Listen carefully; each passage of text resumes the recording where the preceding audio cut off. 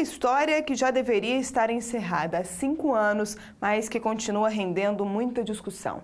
O governo ainda não conseguiu explicar por que gastou 25 milhões de reais apenas com aluguel de apartamentos. Os imóveis, construídos de forma suspeita, foram ocupados por atletas que disputaram os Jogos Pan-Americanos no Rio de Janeiro. Copa do Mundo, Olimpíada, grandes eventos que devem atrair milhares de torcedores e turistas para o Brasil. Mas numa década de tanta visibilidade para o país, antigas suspeitas da má aplicação do dinheiro público também chamam a atenção.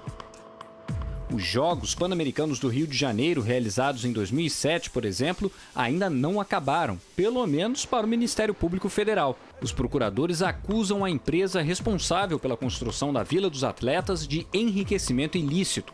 A denúncia foi parar na Justiça Federal. A ação civil pública, ajuizada há 2 anos, também sustenta que ex-gestores do alto escalão federal e organizadores dos Jogos cometeram improbidade administrativa.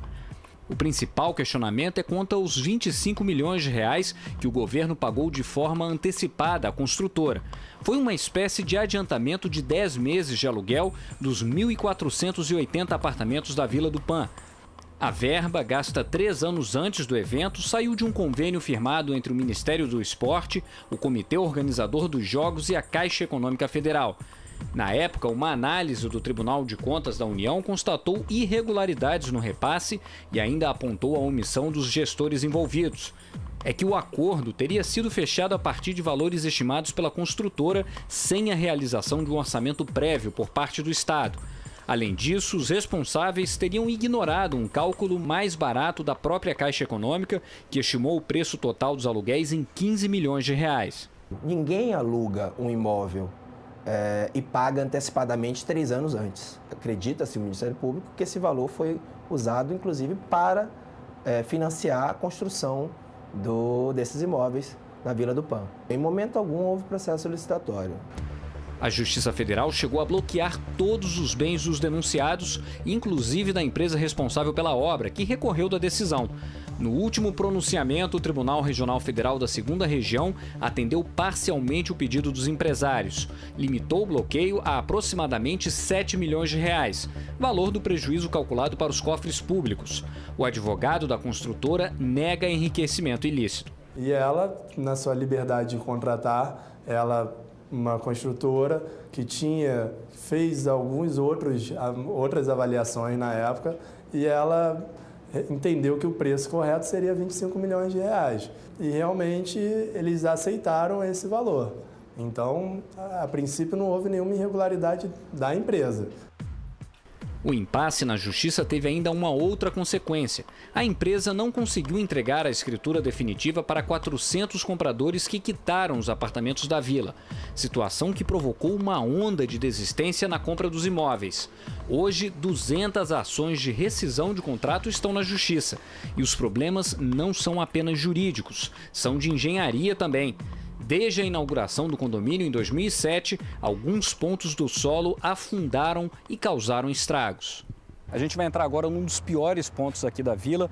Essa área aqui, que é a portaria do condomínio Argentina, ela está interditada faz 3 anos por conta dos riscos de se caminhar nesse ponto da vila. A gente vai chegar aqui mais na frente e olha só a situação do asfalto. A impressão que dá é de que houve um terremoto aqui nesse ponto, asfalto completamente danificado. Ali a gente consegue ver a rua, tem uma distância tem uma altura ali, um afundamento de mais ou menos 1 metro. E o problema não para por aqui não. Um pouco difícil de caminhar. E por conta do afundamento do solo, do terreno, a tubulação de esgoto acabou rompida. É com esse transtorno que os moradores têm que conviver todos os dias. Técnicos da Secretaria Municipal de Obras garantem que as falhas se restringem às vias do condomínio e que os prédios não correm nenhum risco de desabar. No ano passado, uma empreiteira contratada pela Prefeitura do Rio reformou o asfalto neste trecho. A obra durou 6 meses e custou 4 milhões e 200 mil reais. Mas a pista afundou de novo, pouco tempo depois. O desnível é tão nítido que parece até um degrau. Os moradores acreditam que a tubulação de esgoto que passa por aqui também foi afetada. A sujeira agora vaza sem parar na entrada da vila. A empresa aplicou uma técnica que não deu resultado. Com o afundamento do terreno, o fluxo do esgoto foi desviado ao invés de ir para a elevatória de esgoto.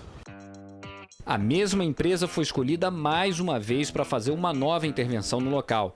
Serviço que vai custar R$ 4.800.000. Em nota, a Secretaria de Obras informou que a estabilização do solo está sendo feita em etapas e que as técnicas escolhidas são específicas para cada trecho. Outros reparos também estão previstos para corrigir as falhas do serviço, desta vez sem custos para o município.